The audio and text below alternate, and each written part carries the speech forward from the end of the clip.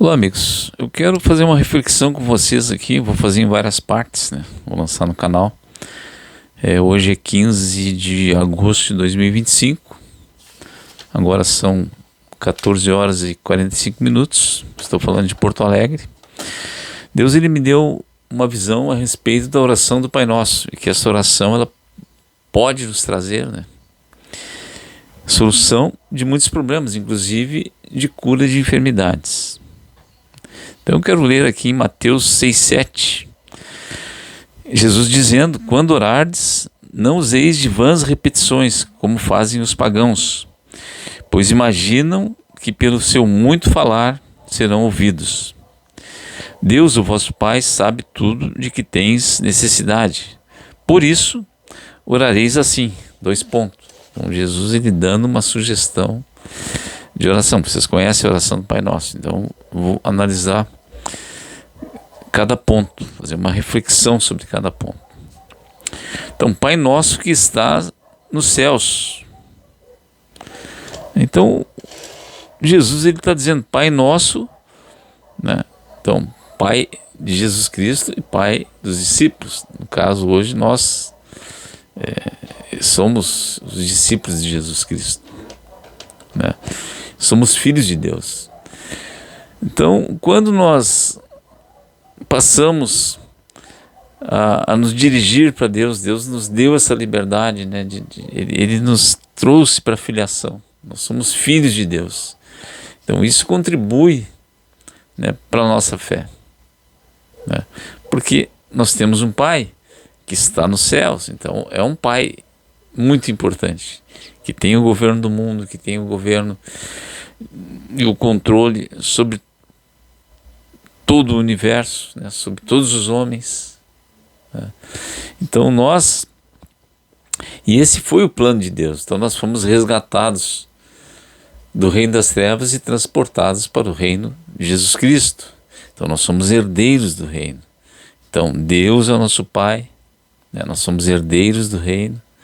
Nós temos a vida eterna e nós ganhamos, vamos dizer assim, quando nós fomos libertos do cativeiro e nos conectamos a Deus, nós ganhamos a vida eterna, a vida de Deus, né? Nós estávamos no cativeiro, em caminho de morte, né? Cativeiro da doença, das enfermidades, cativeiro da opressão, dos maus pensamentos, cativos do pecado, e nós fomos resgatados.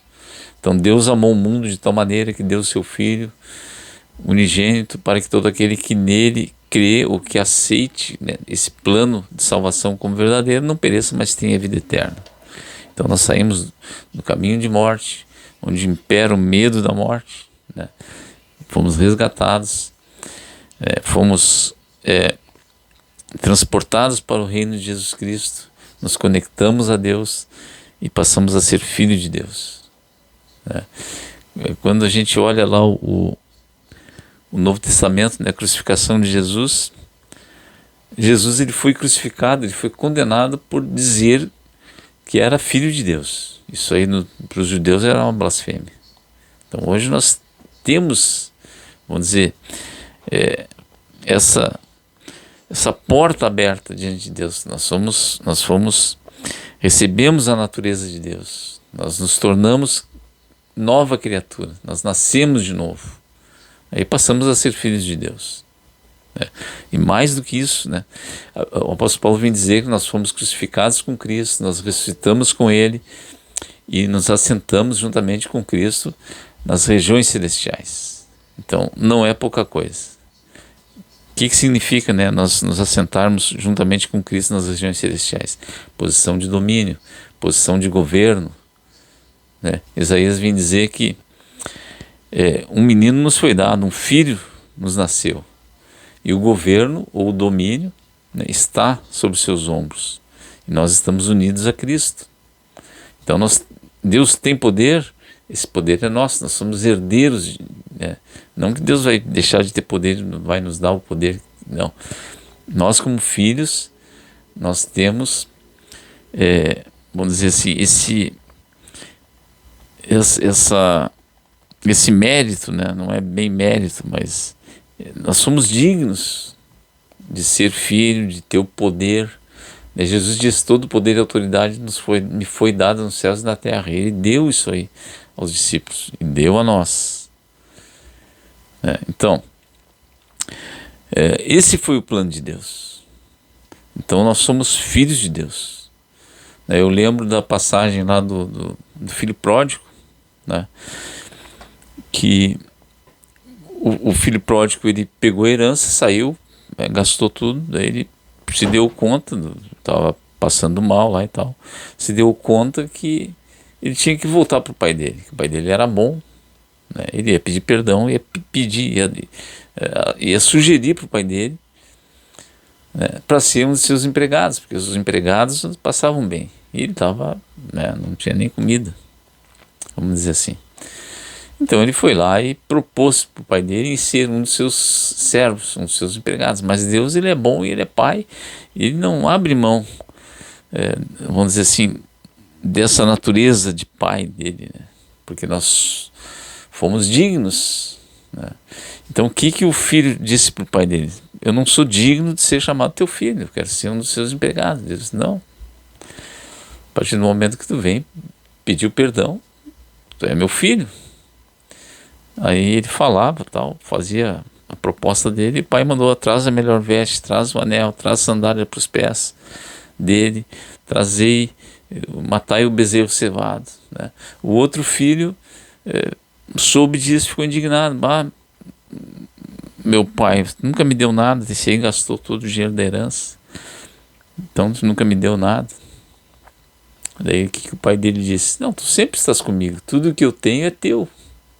Então esse é o tratamento de Deus para os seus filhos. Por isso que nós somos herdeiros do reino. Então Jesus disse: é chegado o reino dos céus, né? Mudai a mente, porque esse reino está dentro de vocês. Então nós temos que assumir essa consciência de filho e relembrar todos os dias, né, que Deus é o nosso Pai e nós temos todos os direitos. Nós somos dignos de ser chamados filhos de Deus, porque Jesus pagou esse preço, né? E Deus nos olha e nos vê como dignos, né? Então aqui, essa primeira parte aí, Pai nosso que está no céu, santificado seja o teu nome. Então nós temos como filhos que honrar o nome do Pai, né? É uma forma, vamos dizer assim, quando a gente começa a estudar essa questão da santificação, né, é uma forma de honrar, vamos dizer assim.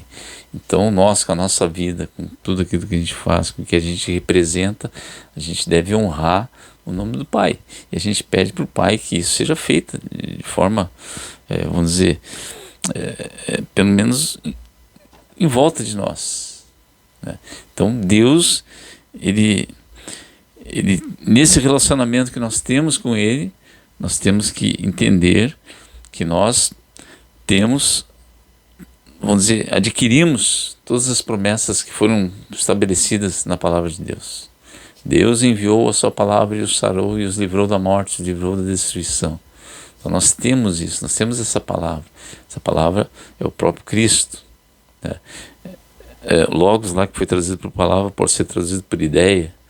Então Deus, ele nos enviou uma palavra, nos enviou uma solução, né? Isso é plano de Deus. Foi plano de Deus nos dar essa filiação, né? E nos tornar dignos, né, e justos de recebermos essa filiação. Então Deus é o nosso Pai, né? Então eu encerro aqui essa primeira parte. Na segunda parte nós vamos ver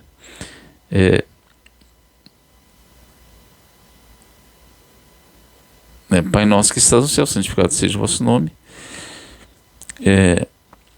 venha o teu reino, seja feita a tua vontade. Isso é muito importante. Então quando Deus me mostrava numa visão, quando a gente pedia venha o teu reino, seja feita a tua vontade, as pessoas eram curadas, né? Porque tinham esse entendimento, adquiriam essa consciência, né? vamos dizer assim, podiam se posicionar em relação a isso, porque quando nós começamos a adquirir a consciência de filho, adquirir a consciência de que Deus é o nosso Pai, nós podemos nos posicionar, nós acabamos, de certa forma, compreendendo com mais profundidade, vamos dizer assim, quem nós somos. A Bíblia diz que em Cristo nós somos mais que vencedores. Então, até a segunda parte.